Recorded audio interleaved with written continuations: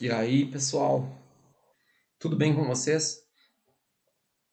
A ideia do vídeo de hoje é propor algumas reflexões em geral sobre sinofilia e sobre cães, especialmente cães de trabalho, mas falar sobre que a gente que eu possa propor algumas ideias e alguns temas dentro de um contexto e que vocês possam começar a refletir sobre algumas questões que eu percebo que essas questões são muito importantes porque não há muita oportunidade para que se reflita sobre isso. Então, a ideia do vídeo de hoje é reflexões em geral sobre a sinofilia e nós vamos tratar de várias temáticas todas interligadas num vídeo relativamente médio, não tão curto, e que vocês possam assistir e pensar a respeito, principalmente para aquelas pessoas que ainda não têm cães e que estão iniciando e que querem iniciar bem e que querem principalmente iniciar melhor, por exemplo, do que quando eu comecei há 33 anos atrás, onde nós não tínhamos cães disponíveis de boa qualidade, nós não tínhamos material disponível, nós não tínhamos equipamento disponível. Eu e mais poucas pessoas aqui, nós tivemos que começar do zero. E foi assim em todos os lugares do Brasil e foi assim em vários lugares do mundo também. Então, principalmente para quem quer cães para um objetivo muito específico, eu busco um cão de guarda. O que eu devo considerar? Eu vejo que as pessoas têm ideias inadequadas, ideias que não são pertinentes. E aí a gente vai propor uma reflexão em geral sobre toda a sinofilia a partir desse vídeo. Então, eu não jamais eu vou impor alguma coisa ou vou querer ser o dono da verdade, mas que sim, reflitam a respeito do que vocês estão pensando, reflitam sobre as suas ideias. Será que aquilo que eu li em algum lugar, mesmo que de um autor renomado, será que aquilo realmente se aplica a mim? Ou é voltado para outra coisa, para um outro enfoque? Então eu vou lançar várias ideias.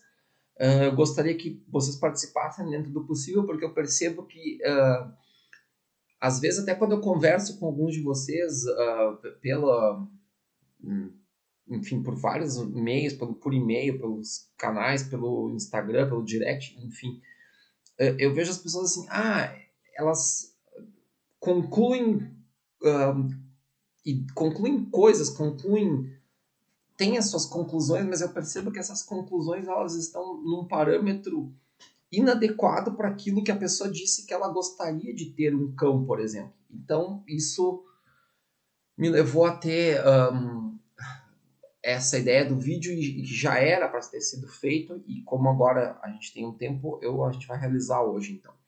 A ideia desse vídeo também partiu no fim de semana, eu fui auxiliar numa exposição pela veterinária, auxiliar numa exposição de beleza de Kennel Club e um amigo me encontrou lá, na verdade três amigos me encontraram lá e disseram assim, nossa, tu aqui?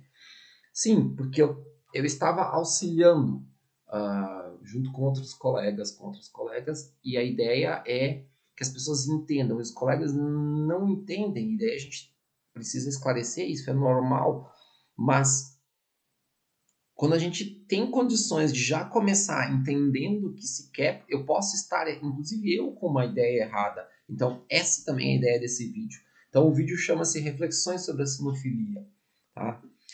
Primeira coisa, modalidades de atividades sinófilas. As atividades sinófilas que vão desde o IGP, que é o esporte que eu adoro, passando pelo Mondial Ring, por todos os esportes de mordida, KNPV, ringue belga, ringue francês, Roboken, cão de polícia, que é a atividade mais prática e real que se tem, e outros, todas essas atividades são extremamente válidas e necessárias, mas elas têm que estar nas mãos de pessoas preparadas para desempenhar elas. As modalidades sinófilas, todas, os esportes dos cães que praticam mordida, dos esportes de cães que não praticam mordida, agility, o cão de exposição de beleza, qualquer outra atividade, cão de rastro, cão de detecção, cão de... Todas são muito importantes. Eu respeito todas elas. Todas. Eu respeito absolutamente todas elas. Ah, Léo, então tu gosta de todas. Não, eu não gosto de todas, mas eu tenho que respeitar todas. E eu tenho que entender um pouco de cada uma. Porque as atividades, elas servem para manter os cães num bom nível e os cães num bom nível servem para manter as atividades. É um processo cíclico. Se eu não tiver um cão saudável, eu não vou poder ter um cão de IGP como eu pretendo ter. Eu não vou ter um cão de polícia que faça uma intervenção, que seja capaz de capturar uma pessoa se preciso for. Eu não vou ter um cão de repressão policial num presídio, que é um mal necessário, que precisa ter o presídio, precisa ter o cão que trabalha lá dentro. Eu não vou ter isso se eu não tiver um cão saudável. E para ter um cão saudável, eu preciso ter um criador saudável, um criador de cães saudáveis, e um criador saudável que tem uma mente saudável e ideias saudáveis para aqueles cães. Esses criadores têm que se reunir em clubes. E nem todos os clubes comportam esse tipo de criador. Eu tive uma experiência muito desgostante, digamos assim, muito desgostosa, desculpa, muito desgostosa com a raça que eu criava muitos anos antes, que é o Fila, que é uma raça que eu ainda gosto muito, mas que eu vi, por exemplo, no que ela se transformou. Eu sei que tem um movimento, eu já falei disso, eu sei que tem um movimento para resgatar a raça, enfim, válido como todo movimento, mas não é essa a questão. O detalhe não é esse. O detalhe é o seguinte: se eu tenho um cão de trabalho que não é um cão de companhia, porque companhia também é um trabalho, eu já falei isso também. Mas se eu tenho um cão de companhia, que ele tem problema de saúde, por exemplo, ele tem um grau de displasia que impede ele de caminhar, ele ainda consegue desempenhar essa atividade de companhia, especialmente se for companhia de uma pessoa mais idosa ou de uma pessoa que tem algum determinado tipo de deficiência. Isso é normal. O que eu não posso aceitar é um cão que ele tem que ser um cão policial para uma atividade como um cão de polícia é lá fora, por exemplo, que desempenha várias funções dentro da polícia, e esse cão não está saudável. Saúde é um conceito amplo. Saúde não é só displasia, eu já falei também disso. Saúde é um conceito que inclui principalmente a longevidade, que não é dizer assim, então eu estou bem porque os meus cães atingem 13, 14, 15 anos. Não, é como que o meu cão atinge 15 anos? Ele atinge 15 anos acabado, já com 8 anos, já se tornando doente. Ah, Léo, mas os meus cães que eu conheço, pastores alemães, eles não atingem 15 anos de jeito nenhum, eles chegam aos 8. Sim, então é isso que eu estou falando. Esse é um dos problemas que a gente tem. E a ideia, então, das modalidades de atividades sinófilas é que elas existam e que a gente possa respeitar e que se mantenham todas elas, porque todas elas têm um impacto maior ou menor, mas a gente tem que dar maior atenção e cuidar melhor das que têm um impacto maior. E as que têm um impacto maior são os esportes de cães de mordida, nos quais nós, figurantes, somos um elemento bastante importante, não o principal, porque o principal sempre é o cão, mas que a gente possa ter essa ideia de manter os esportes de cães de mordida, que são o ringue belga, o ringue francês, o mondial ringue, o IGP, o Schutzhund, que eu prefiro o Schutzhund, mas enfim, hoje é IGP, todos esses esportes, o Hoboken, que é uma modalidade lá que o Burt Bellon inventou e que mescla várias coisas, que é uma modalidade legal, que não é muito difundida, que eu acho que não sei se existe ainda, mas enfim, manter todas essas atividades, porque é desse meio que sai, por exemplo, um cão de polícia que vai precisar morder. E quando eu falo em cão de polícia que vai precisar morder, é justamente nesse ponto, um dos pontos que eu quero abordar, que é a questão que o pessoal muito pergunta sobre cães de guarda. A gente vai falar depois disso. Tá? Então, que importância que tem as diferentes modalidades? Seja uma exposição de puramente do aspecto da beleza, para a maioria das raças, a exposição de beleza ela é importante desde que ela siga critérios. O problema é que ela não está seguindo critérios. Ela não está seguindo critérios porque nas raças grandes, nas raças médias, não é feito controles de certificação básica de saúde que deveriam ser feitos. Os cães e os juízes muitas vezes já não estão mais nem julgando adequadamente de acordo como deveriam julgar, porque se incomodam com medidas que os proprietários colocam contra esses juízes depois. Por exemplo, no caso de uma falta meramente desqualificante, há um processo contra o juiz. Me relataram isso. Então, eu percebo que está se vivendo um momento de conturbado, porque as pessoas perderam a noção de várias coisas. Existe todo um movimento para desconstituir coisas que não podem ser desconstituídas. Eu vejo assim, tá?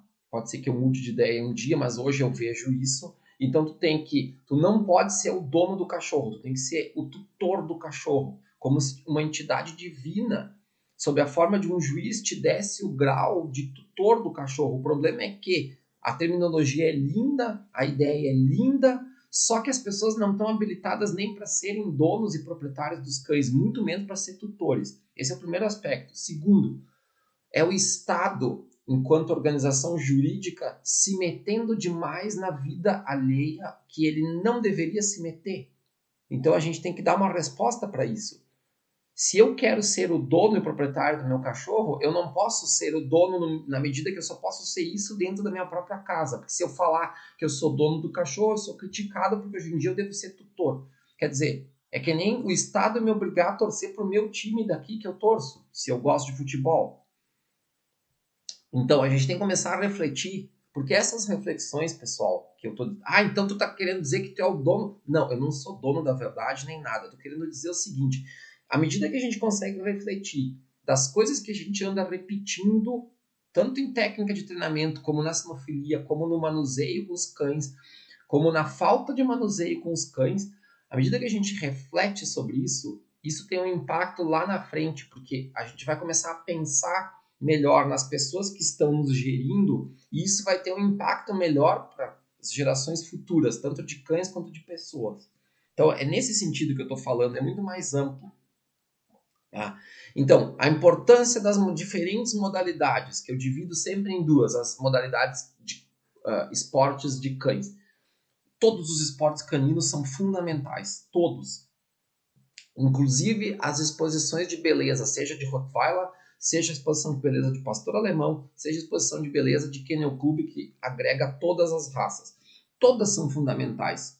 O grau comparativo dessas modalidades, quando eu comparo com um cão de trabalho, numa prova de trabalho, ele é diferente. Então, nesse sentido, ele é diferente e essa diferença é que eu tenho que entender. Eu não preciso gostar e nem frequentar isso. Mas todas as atividades, as modalidades são materialmente importantes. Materialmente importantes significa que, no contexto delas, elas têm a sua importância para a sinofilia em geral. Essa importância varia. Essa variação de importância é que eu posso dar mais valor ou menos valor. Mas a gente deve, mesmo não gostando, a gente deve respeitar.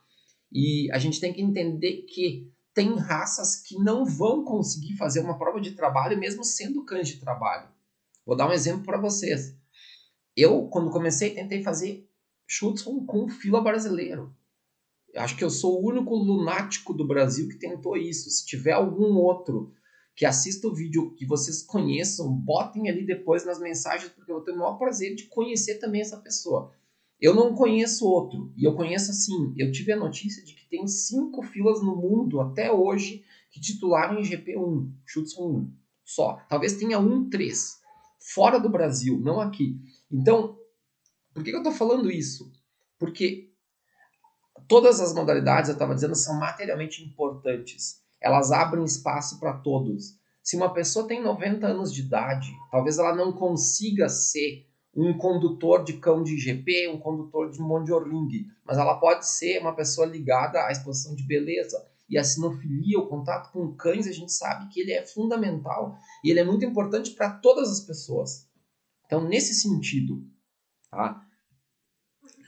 Em termos sinófilos, todas são imensamente relevantes. Não, não são imensamente relevantes. O grau de relevância muda à medida que a gente muda a perspectiva de análise. Se eu tenho uma raça que é feita para cão de guarda, que é um trabalho, ela tem que ter uma prova de cão de guarda específica que habilite ela. Não pode ser na intuição da pessoa. Não pode ser a pessoa, o dono, dizendo que gosta daquele cão e que não gosta do outro, ou que prefere o outro.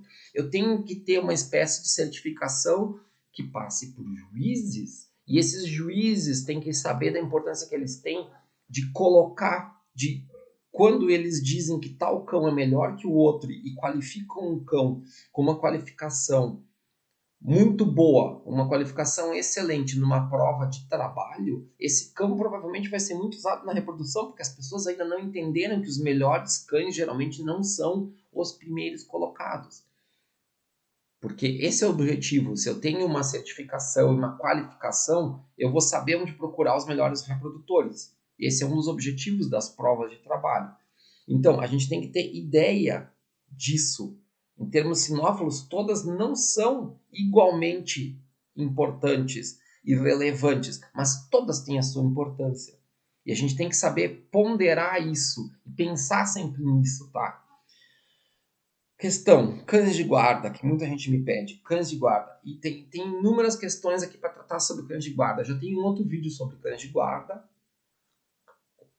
Nesse vídeo que eu tenho no outro sobre cães de guarda, a gente aborda inúmeras questões.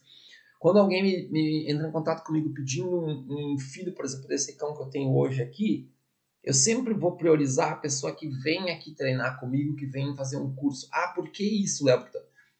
Pelo seguinte, eu quero conhecer a pessoa. Eu não vou, sabendo o potencial que tem o cão, sabendo o potencial genético que ele passa, tu vai largar, vai colocar um filhote desse cão na mão de uma pessoa que não é preparada para tal. Então eu vou estar fazendo um discurso lindo aqui para vocês nos vídeos e na prática eu vou estar fazendo outro. Eu não faço isso. Esse é o primeiro motivo. Segundo, quando dá um acidente, um desastre envolvendo cães de guarda, sempre existe o questionamento da sociedade em geral, principalmente se cai na imprensa. Isso é uma propaganda péssima. Isso não pode acontecer. A gente tem que se cercar do maior número possível de preventivos para que não aconteçam acidentes, especialmente se envolverem crianças ou pessoas de idade. Esse papel social a gente tem que ter em mente. Por quê? Pessoal, assim, ó, sinceramente, a atividade de criar cães é uma atividade suja, tá? O criador pratica uma atividade suja. Aqui na minha cidade, em qualquer lugar do Brasil, em qualquer lugar do mundo, é uma atividade suja. Por quê? Porque tu não tem como garantir que o que nasceu e que tu programou e que tu pensou geneticamente vai ser exatamente aquilo que tu imaginava que seria. Não é um produto. Não é como tu comprar um carro, um eletrodoméstico ou um telefone celular novo e ele não fazer ligações, por exemplo, no caso do telefone. Não é isso. É muito mais complexo e completo. E as pessoas não têm ideia disso. Elas acham que porque você compra, porque tu compras um filhote, um cão do Joãozinho, que é o melhor criador que teve nos últimos 3 anos de cães de trabalho da raça X, e é filho do fulano com a fulana, vai dar um excepcional cão, que é filho do campeão mundial, é filho do 8º lugar do campeonato mundial de 3 anos atrás, então tu vai ter um campeão mundial em potencial na tua mão. Não, tu não vai ter. Porque o outro lado da guia, que é o condutor, o treinador, conta imensamente o que ele faz e o que ele deixa de fazer ao longo de toda a formação e ao longo de toda a vida do cão. Então eu vou dar um exemplo. Tu pegas um filhote mediano de pastor alemão e vai para o Leonardo Poggieri, é uma coisa. Vai para o Rony Vandenberg, é outra coisa, porque o Rony é mágico.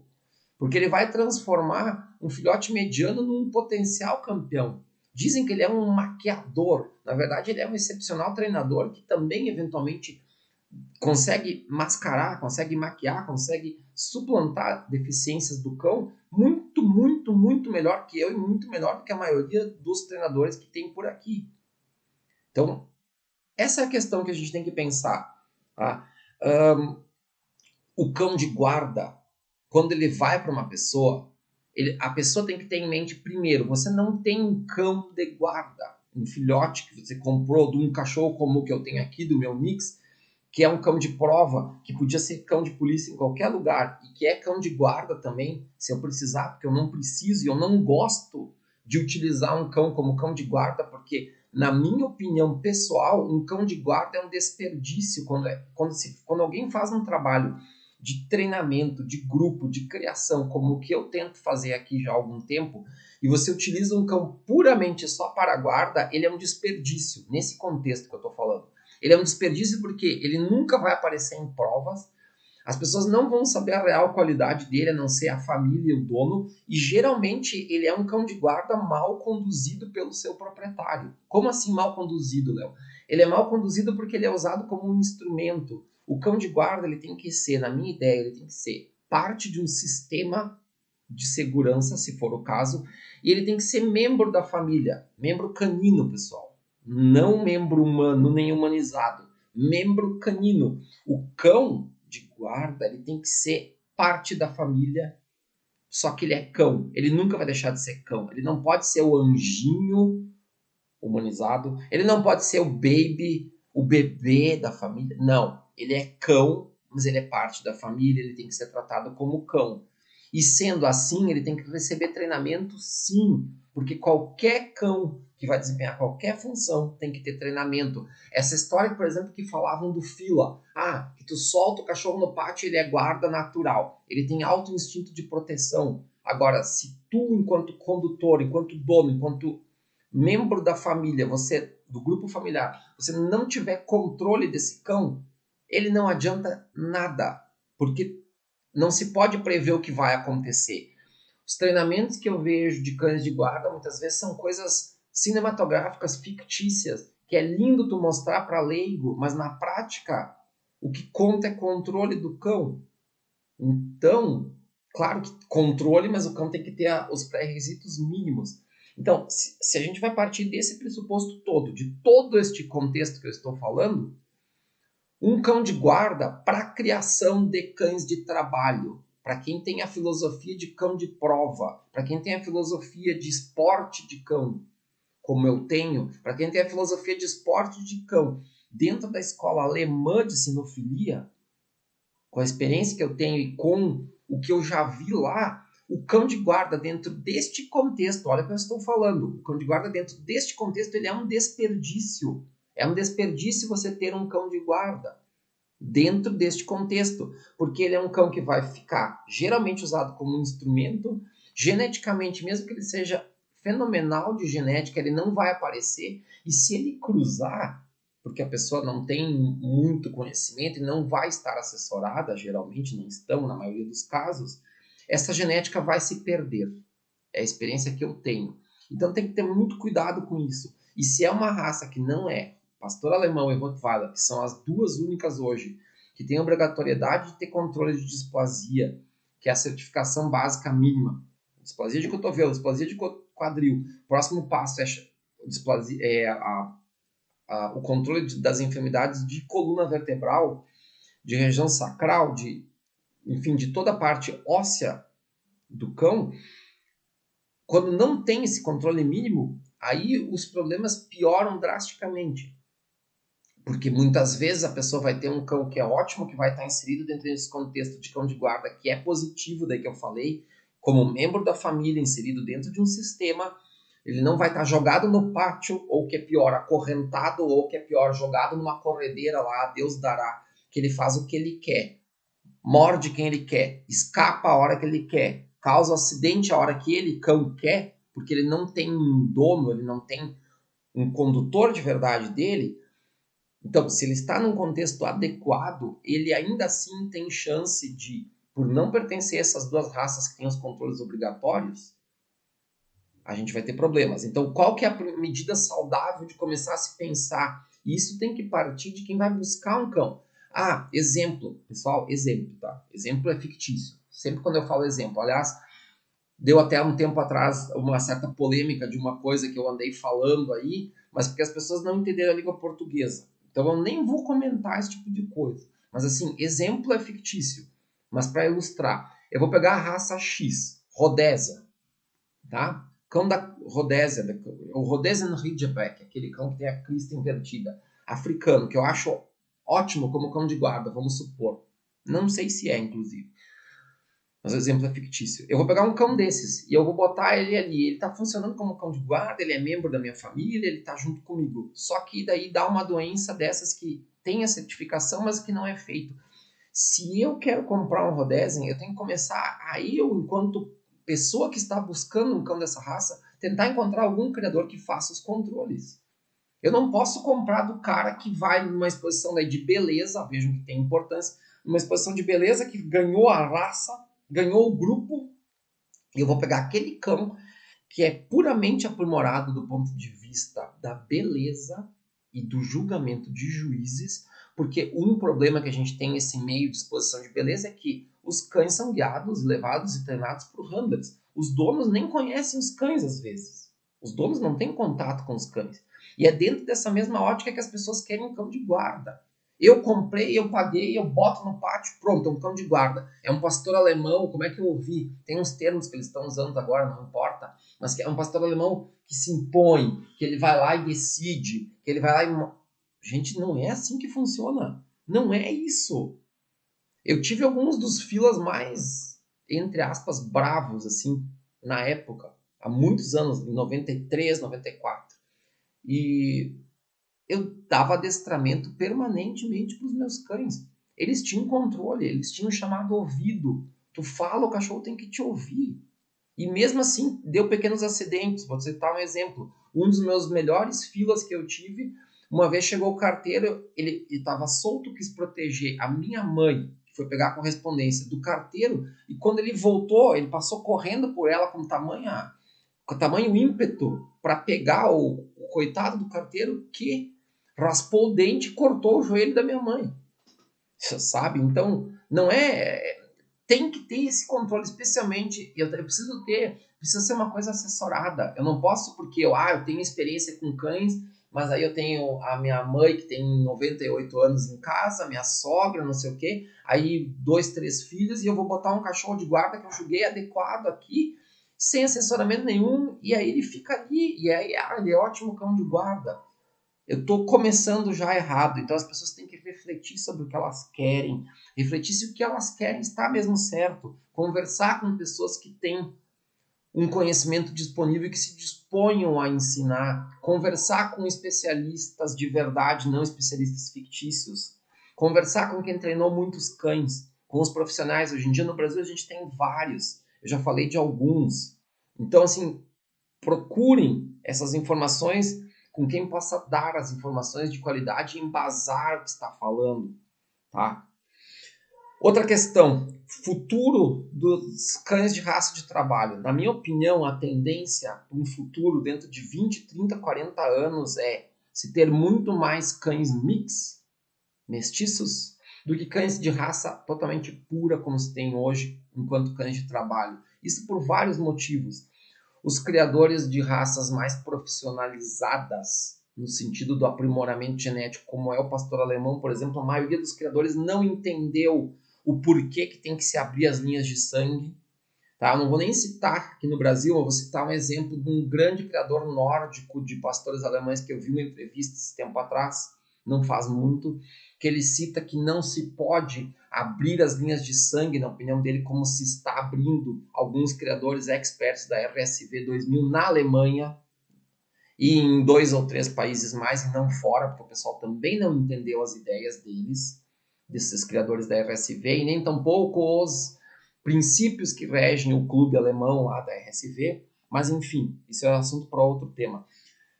Esse criador nórdico falou o seguinte, que quando a gente abre muitas linhas de sangue de pastor, a gente perde as informações, por isso não pode abrir.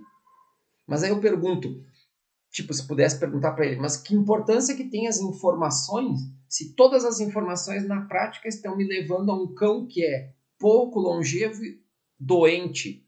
Aí eu vou te responder para vocês o seguinte, esse criador é um criador resultadista, é um criador que tem muito resultado. Ele não busca a preservação, ele não busca o aprimoramento com a manutenção de boas virtudes dos cães. Ele é um criador resultadista, ele tem muitos resultados em campeonatos mundiais.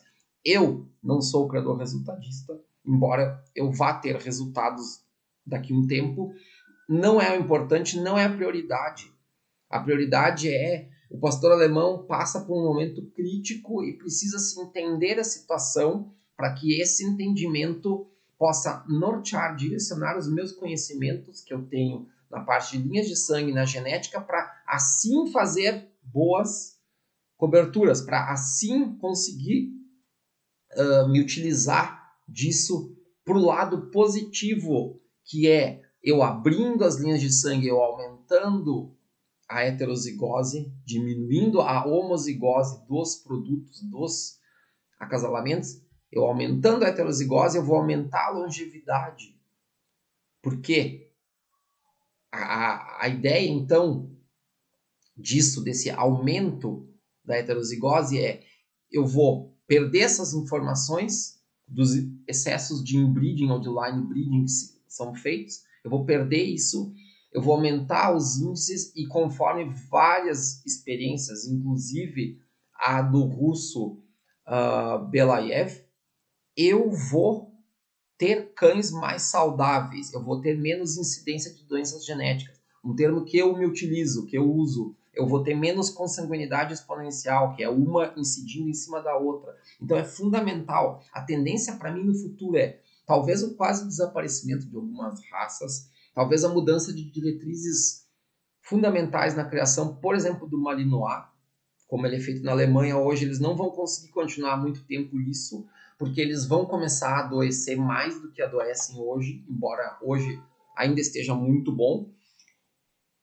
E a tendência é cães cada vez mais misturados. E isso, pessoal, é bom, porque vai ter que se mudar os regulamentos e permitir em todos os esportes a apresentação e os cães mix, porque os cães mix são em potencial superiores aos cães de raça pura total. Isso se comprovou. Claro que quando se sabe como cruzar, porque teve uma experiência há algum tempo atrás na Alemanha, nas academias de cães de polícia, eles cruzavam Pastor e Mali, a F1 desse cruzamento era fantástica, quando cruzavam a SF1 com outra F1 do mesmo cruzamento, era uma catástrofe. Eles não sabiam o que eles estavam fazendo, era um experimento, e o experimento deu errado a partir dali.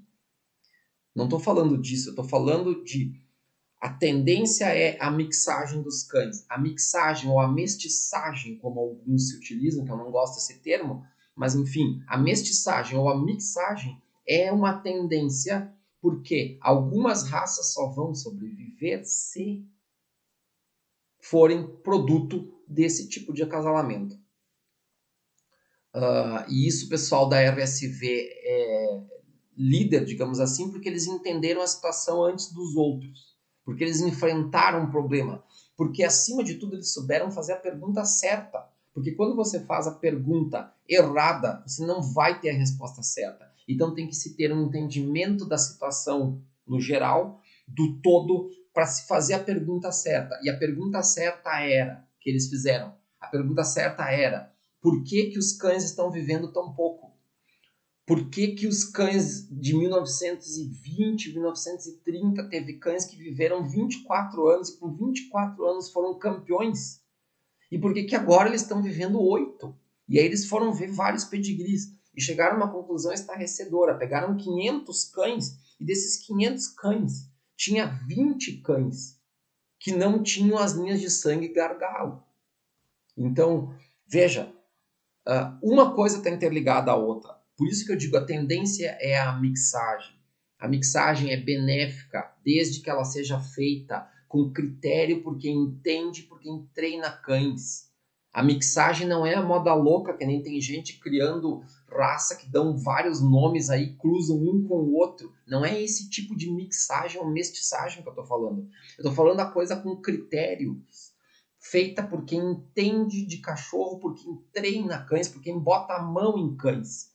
Não aquele cara de academia, aquele veterinário de academia que cruza isso com aquilo e vai tirando crias e crias. Ele vai tirar coisas boas, claro, porque ele geralmente ele vai usar cães com um grau determinado de inbreeding de line breeding ali atrás e por fixação vai aparecer esses cães bons ali na frente. Eu não estou falando disso. Estou falando bem mais à frente, bem mais adiantado. Por que eu estou puxando o nível para cima? Justamente porque quando um puxa o nível para cima, as reflexões que vocês vão poder fazer também, por serem inteligentes, são acima do que está hoje na média por aí. Tem gente pagando vídeo e curso aqui no Brasil e fora para fazer a média, fazer o feijão com arroz. O objetivo do canal aqui não é o feijão com arroz só. Embora o feijão com arroz, às vezes bem feito, seja bem bom também. Mas a ideia do vídeo hoje não é essa, tá? Nessa mesma seara, pessoal, nessa mesma linha, qual que é a importância das provas de trabalho? A importância das provas de trabalho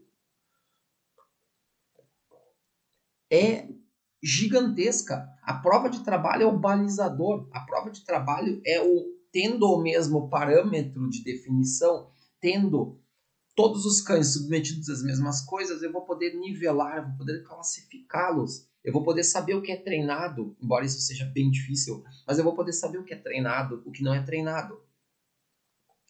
A prova de trabalho me dá essa facilidade. Interligado com a criação, por exemplo, a gente tem duas coisas que são possíveis serem feitas hoje. Por isso que eu falei no tópico anterior da mixagem ou mestiçagem.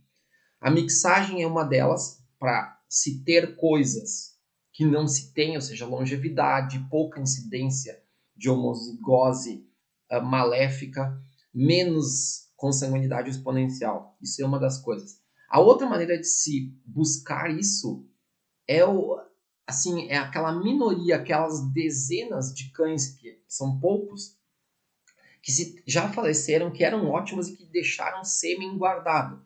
Muitos criadores da RSV, alguns, melhor não muitos, têm acesso a esse sêmen e se utilizam desses cães. Essa é uma das maneiras. Essa é uma das maneiras de você pegar um cão DDR, típico de dentro do período DDR, e utilizar ele hoje. Tem pouquíssimos desses cães, desse sêmen desses cães disponíveis. Tem alguns cães DDR, pouquíssimos desse sêmen disponível, tem pouquíssimos cães da República Tcheca, pouquíssimos cães da República Eslovaca, mas alguns têm. E daí dá para resgatar, dá para pegar uma ótima fêmea compatível com esse cão, pegar o sêmen dele, de um cão que faleceu lá em 84, que faleceu lá em 79, e usar hoje. Então essa seria a segunda maneira, mas essa é uma maneira cara. Não se tem informações sobre o que esses cães passavam, porque os donos deles, os donos, os proprietários, os criadores velhos de cabeça branca, que realmente sabiam o que estavam fazendo, eles já morreram, a maioria deles, e esse conhecimento se perdeu. Então, como já me pediram aqui, você não vai encontrar um vídeo sobre cães DDR, fora o que a gente fez aqui, não vai encontrar um livro ou um material em PDF descrevendo as linhas de sangue, porque isso aí é trabalho intelectual, é uma coisa montada que eu levei décadas para entender e disponibilizei gratuitamente.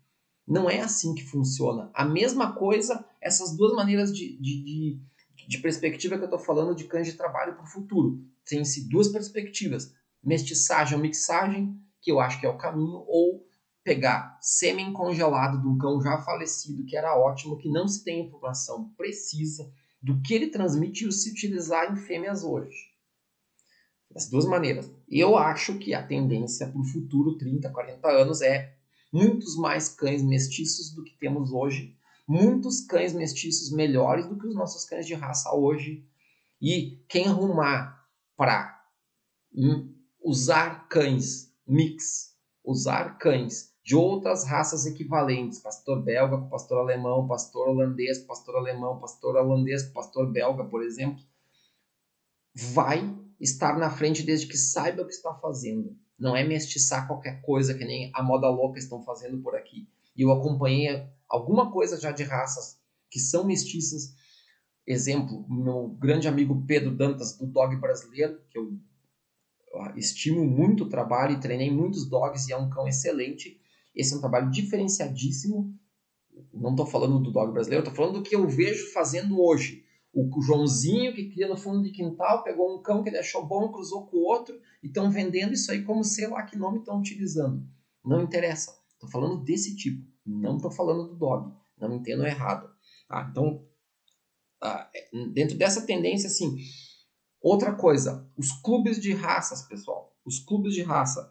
Os clubes de raça sempre tem que ter uma importância relativa. O clube não pode ser mais importante independente do clube.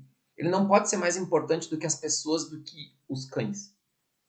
Não pode. Quando um clube tenta se tornar ou se torna mais importante por poder econômico, por poder de mexer nas regras e nas coisas, quando este clube se torna muito mais importante, a tendência é a um desmantelamento de várias coisas e a perda de outras coisas fundamentais. Então, a gente tem que tomar cuidado com essa questão de clube.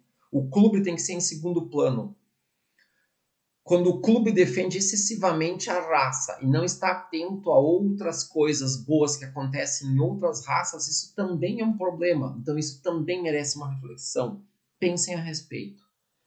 Por último, quase chegando no fim, pastor alemão, pessoal. Nós temos duas populações conhecidas de pastor alemão. O pastor de estrutura, o pastor de beleza, o showline, o pastor de trabalho, working line. Isso aconteceu naturalmente porque na raça lá e na década de 40, tem um vídeo sobre o desenvolvimento da raça pastor alemão, já existiam essas linhas diferentes que uma se acentuou e se valorizou e eles se diferenciaram. A pessoa que quer criar pastor alemão de estrutura, de beleza, ela tem que não mixar os cães com os cães de trabalho, em regra. Ela tem sim que se aproximar de ótimos figurantes. É assim que em alguns lugares eles estão conseguindo fazer ótimos cães de beleza ficarem bons cães de trabalho dentro do contexto que ele se propõe da beleza. Essa ideia ficou confusa de explicar, eu vou retomar. É o seguinte, não é se cruzando um pastor de estrutura com de trabalho que tu vai obter bons cães de estrutura que mordam ou que tenham boa aptidão para o trabalho.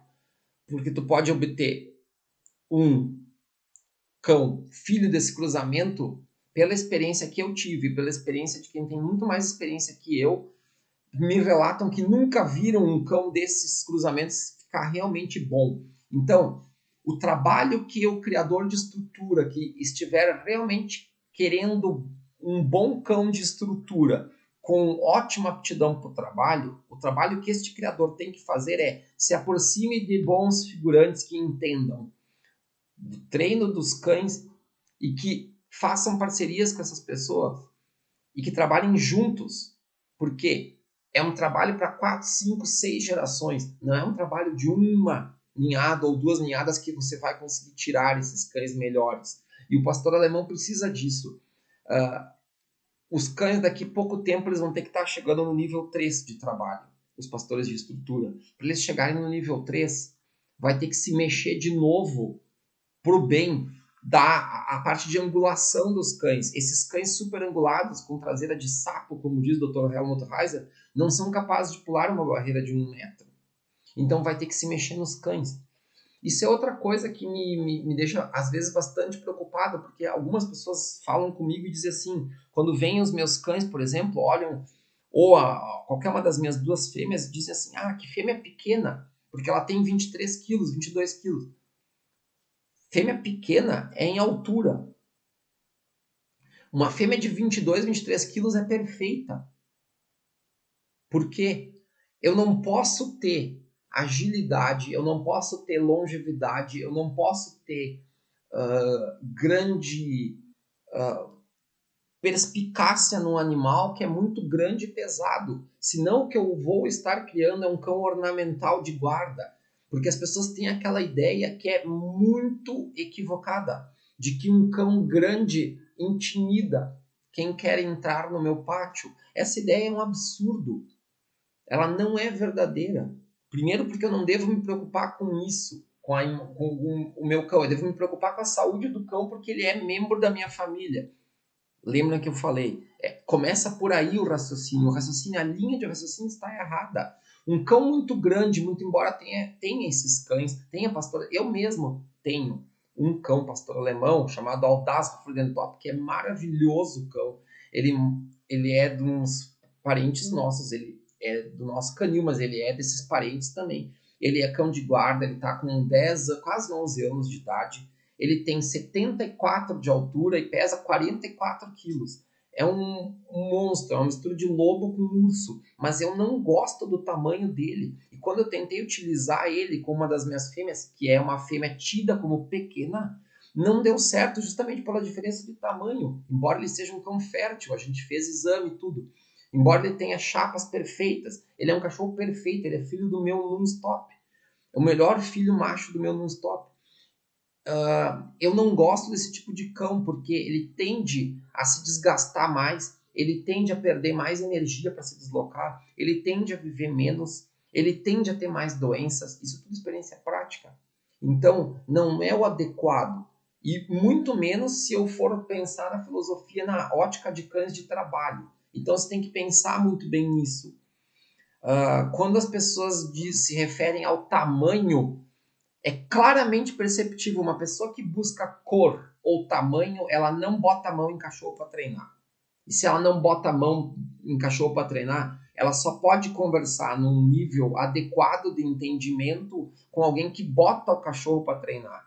Ela tem que começar a botar alguns cães dela, botar a mão no cachorro para treinar este cão, para entender as coisas de verdade. Eu só posso falar sobre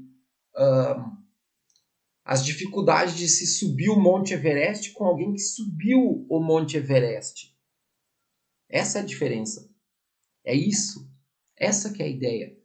Eu não posso discutir com alguém que não treina cães, mas que tem 6 cães de guarda soltos no pátio, e os 6 cães, que nem o meu Audaz, que nem o nosso Audaz, daquele tamanhão, eu não posso discutir com alguém que tem e mostrar para eles dizendo assim, este cão que é menor, mais leve, é melhor do que o Audaz, por exemplo.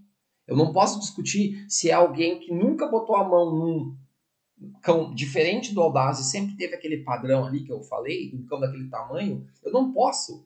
A pessoa tem que passar pela experiência prática para entender a ótica de quem está dizendo para ela que não, um cão com esse porte não é adequado. Eu criei fila. Eu tive fila de 78 quilos e 75 de altura. Eu jamais teria um cachorro desse tamanho de novo para uma função de guarda. Por vários motivos. Os motivos ficam para outras conversas e para outras reflexões.